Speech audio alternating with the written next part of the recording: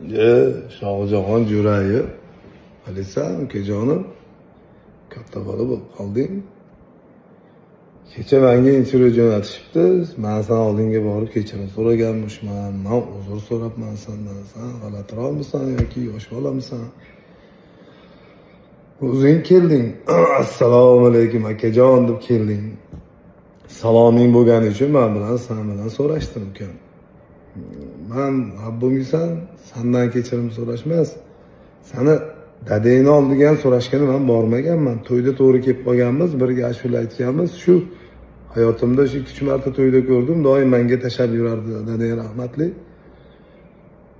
Sen meni o'zing bilan teng qilma. Men o'zimning yo'nalishim bor, san'atkorman. Sen dadalaringning oldidagi san'atkorman. Kelmadi. Sen sizlar gapiryapsan, men sen dadangdan sal kichkinaman xolos. Meni dada degan, aka degan men ukam.